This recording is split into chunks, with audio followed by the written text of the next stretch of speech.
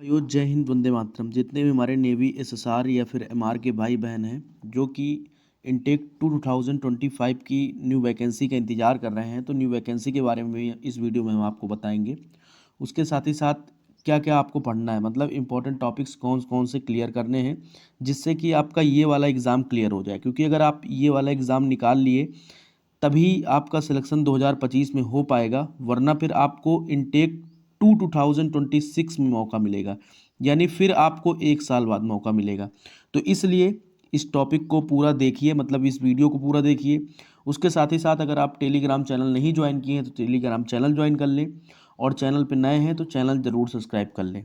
ठीक है ना मेरे दोस्त। इस वीडियो में हम आपको नेवी एसएसआर और नेवी एमआर के जितने भी इम्पोर्टेंट टॉपिक्स हैं वो सारे टॉपिक हम आपको क्लियर कर देंगे कि क्या क्या पढ़ना है, क्या क्या नहीं पढ़ना है। क्योंकि देखो सिलेबस तो बहुत बड़ा है, आप इसमें जितना पढ़ोगे उतना कम है। ठीक है ना दोस्त। तो आपको पहले उन टॉपिक को क्लियर करना है, उसके बाद जो भी टाइम, अभी टाइम आप लोगों के पास काफ़ी है। चलिए आइए हम बात करते हैं कि वैकेंसी कब तक आएगी। मेरे भाई अगर मैं नेवी की न्यू वैकेंसी की बात करूं, न्यू वैकेंसी की, तो ये आपको मिड मई में देखने को मिलेगी। ठीक है ना। मिड मई यानी मिड मई का मतलब ये हुआ 15 के बाद। 15 के पहले भी आ सकती है, बट पूरा पूरा चांस है कि 15 के बाद ही आपको ये न्यू वैकेंसी देखने को मिलेगी। अब इसमें कौन कौन से टॉपिक क्लियर करने हैं। नेवी एसएसआर में अगर आप 10th पास हैं, वो 12th पास हैं तो फॉर्म अप्लाई कर पाएंगे। नेवी एमआर में अगर आप 10th पास हैं तो फाइनली फॉर्म अप्लाई कर पाएंगे। जितनी भी गर्ल्स हैं वो भी फॉर्म अप्लाई कर पाएंगे, जितने भी बॉयज़ हैं वो भी फॉर्म अप्लाई कर पाएंगे। ठीक है ना। तो आइए हम बात करते हैं आपको पढ़ना क्या क्या है। ठीक ना मेरे दोस्त। तो वीडियो में आखिरी तक बने रहिएगा और इसको स्क्रीनशॉट ले लीजिएगा। ठीक भाई, जितने भी भाई बहन हैं। चलिए हम नेवी एसएसआर की इंग्लिश की बात करते हैं। नेवी एसएसआर में इंग्लिश में क्या क्या पढ़ना है आपको। सबसे पहले अगर इंग्लिश में बात करें तो देखो इंग्लिश में कई सारे टॉपिक्स हैं, कई सारे टॉपिक्स पढ़ना मतलब पढ़ता है, बट स्कोरिंग टॉपिक्स कौन कौन से हैं। ठीक है ना। ये चीज़ आप लोग एकदम नोट कर लो, या फिर ब्रदर्स एकेडमी का ये पूरा अपना लिख के रख लो कहीं पर या चिपका लो, क्योंकि आपको पहले इनको पढ़ना है। ठीक। सबसे पहले डायरेक्ट इनडायरेक्ट हो गया, ये हो गया आपका डायरेक्ट इनडायरेक्ट हो गया 2 मार्क्स का। एक्टिव पैसिव हो गया 2 मार्क्स आपका, है ना। और उसके बाद इससे नॉर्मल क्वेश्चन आता है। ठीक। 1 नंबर का ये हो गया। वकैब हो गई आपका। फिक्स प्रपोजिशन से आपसे 2 मार्क्स देखने को मिलते हैं। इरर से, कंजक्शन एडजेक्टिव से, सब्जेक्ट वर्ब एग्रीमेंट से इरर देखने को मिलता है। फिर टेंस से आपको क्या, टेंस में कौन कौन से इरर देखने को मिलते हैं, कौन कौन सा मेन जो इंपॉर्टेंट है उसमें पास्ट इंडिफिनिट का और पास्ट परफेक्ट का। ठीक ना। और एरर के क्वेश्चन इससे देखने को मिलते हैं टेंस में। ठीक मेरे दोस्त, अगर आप इनको क्लियर करते हैं तो ये 5 नंबर आपके ये हो गए। ठीक। उसके बाद 2 नंबर ये हो गए, 7 नंबर आपके हो गए। उसके बाद आपने इसको क्लियर कर दिया तो 3 से 4 नंबर ही मान चलो ये भाई, अगर आपने क्लियर किया तो मान चलो कि आप 15 नंबर तक पहुंच जाओगे। ठीक दोस्त, अगर इसको आपने क्लियर कर लिया अच्छे से, अगर 15 नंबर इस यहाँ तक पहुंच जाते हो तो कट ऑफ क्लियर करने में आसानी काफ़ी होगी। अगर आप इसमें 10 नंबर भी क्लियर कर पाओगे। देखो टॉपिक्स तो कई सारे हैं, बट आपको इन टॉपिक्स को पढ़ना है अच्छे से। देखो टॉपिक्स ऐसा नहीं मैं कह रहा हूँ कि आपको बस यही पढ़ना है या इसी से आपका काम हो जाएगा, नहीं।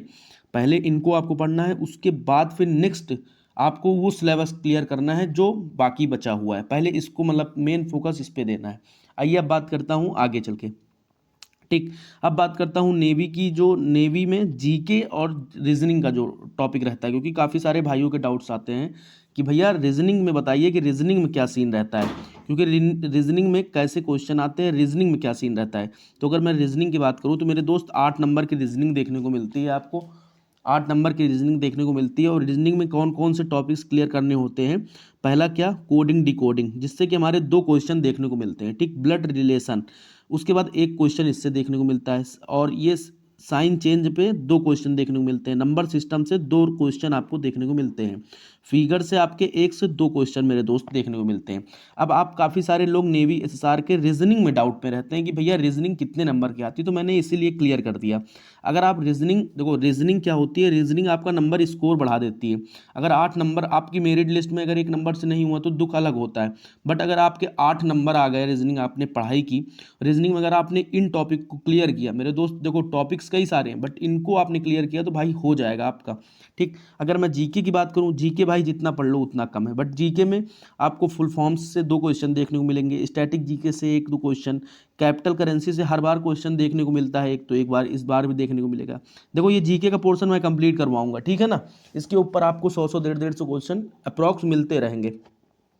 डांस से आपका एक क्वेश्चन, नदियों के ऊपर एक क्वेश्चन देखने को मिलता है। बुक्स और ऑथर, मतलब राइटर, देखो जो भी बुक लिखी हैं, जो हमारी इम्पोर्टेंट्स बुक्स हैं, है ना, तो इसके राइटर्स कौन हैं, तो ये सारी चीज़ आपको पढ़ना पड़ेगा। उसके बाद करंट अफेयर्स में क्या क्या पढ़ना पड़ेगा, जैसे स्पोर्ट्स हो गया, अवार्ड्स हो गया, तो इसके बारे में मान चलो 2 से 3 क्वेश्चन देखने को हमेशा मिलते हैं।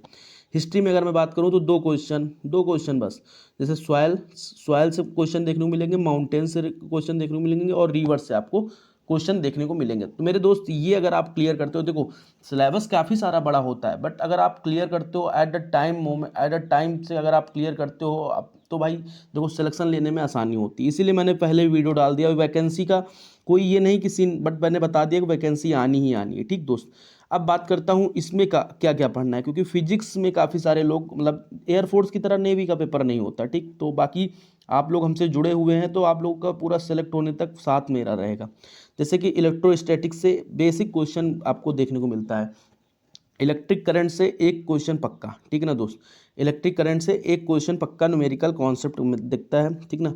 थर्मोडायनेमिक्स से पक्का एक क्वेश्चन देखने को मिलता है। ग्रेविटेशन से, वर्क एनर्जी पावर से, लॉ ऑफ मोशन से, सर्कुलर मोशन से, उसके बाद ऑप्टिक्स से।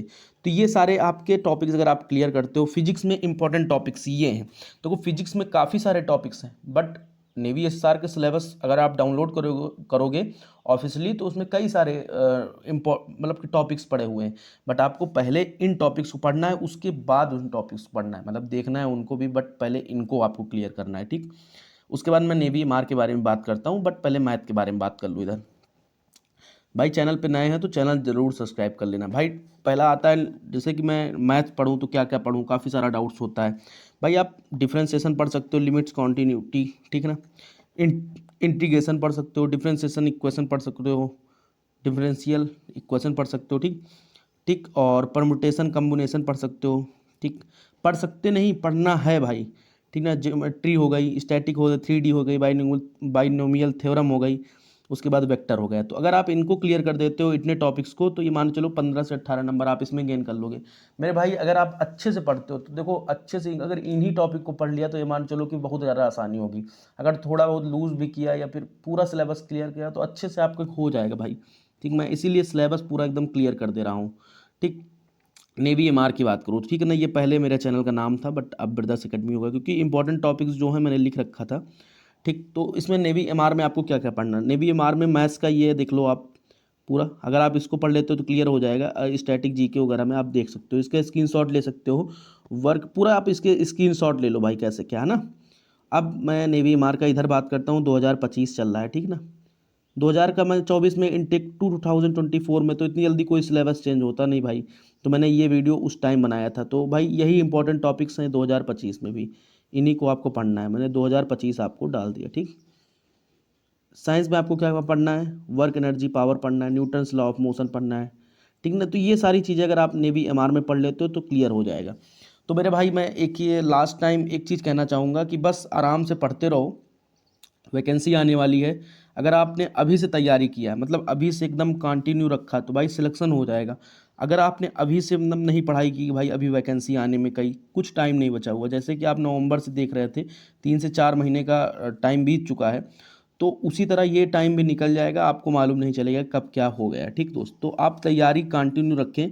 बाकी आपको कहीं कोई दिक्कत आती है तो आप कमेंट भी कर सकते हैं, और कोई दिक्कत आती है तो आप ईमेल पे अपना नंबर भेज सकते हैं, और कोई दिक्कत आती तो आप टेलीग्राम पर मैसेज कर सकते हैं, और कोई दिक्कत आती तो आपको कमेंट करिएगा तो वीडियो मिल जाएगा।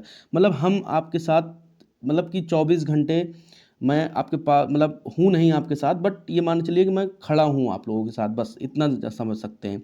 बाकी आप सभी लोग सपोर्ट करिए और चैनल को शेयर करिए। जो भी भाई नेवी की तैयारी करना चाहते हैं जुड़ सकते हैं, और अदर एग्ज़ाम की भी तैयारी करना चाहते हैं तो जुड़ जाइए, क्योंकि अब हर वैकेंसी से रिलेटेड आपको इस चैनल पे वीडियो मिलते रहेंगे। बाकी आप सभी का प्यार इतना मिला, जो कि परिवार इतना बड़ा हुआ। बाकी आप सभी लोग ऐसे ही मतलब कि कंटिन्यू अपना पढ़ाई करते रहें, और वैकेंसी आने पर पूरा एकदम फुल मोटिवेट किया जाएगा हर चीज़ से आपको।